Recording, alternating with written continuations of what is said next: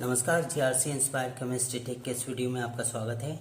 आइए alcohol, phenol तथा ether के अंतर्गत पुनः एक महत्वपूर्ण प्रश्न के साथ आगे बढ़ते हैं। प्रश्न इस प्रकार से, इथेनॉल का क्वथनांक मिथॉक्सीमीथेन की तुलना में उच्च होता है, क्यों? आइए इस प्रश्न को हम जानें।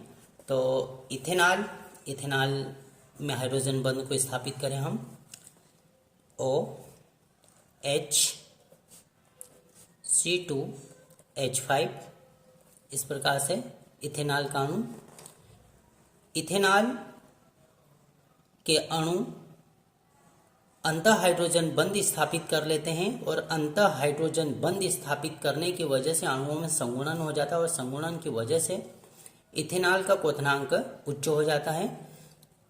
पुनः दूसरे अणु को निरूपित करें, ऑक्सीजन और C2H5, पुनः हाइड्रोजन बंध, हाइड्रोजन,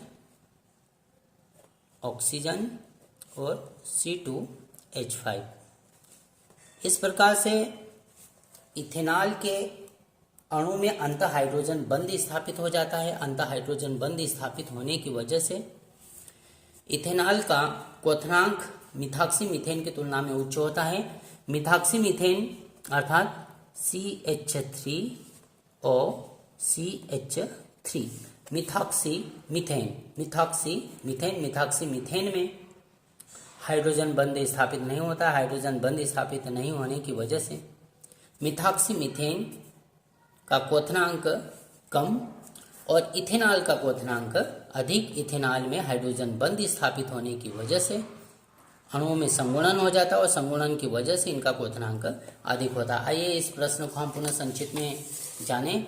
तो इथेनॉल का क्वथनांक मिथॉक्सीमीथेन की तुलना में उच्च होता है, क्योंकि इथेनॉल के अणुओं के बीच प्रबल अंतः आणविक हाइड्रोजन बंध उपस्थित होने के कारण संगुणित हो जाते हैं। इस प्रकार से अणुओं में संगुणन हो जाता है। अणुओं में संगुणन के कारण इथेनॉल का क्वथनांक अधिक होता है। इस प्रकार से इथेनॉल का क्वथनांक अधिक होता है, जबकि मिथॉक्सीमीथेन में हाइड्रोजन बंध नहीं होता है। और हाइड्रोजन बंध नहीं होता है, इसकी वजह से मिथॉक्सीमीथेन का क्वथनांक इथेनॉल की तुलना में कम होता है। तो इस प्रश्न को हमने जाना। इसी प्रकार से अन्य महत्वपूर्ण प्रश्नों को जानेंगे। यदि आप चैनल पर नए हो तो चैनल को लाइक, सब्सक्राइब एंड शेयर कीजिए। Thank you.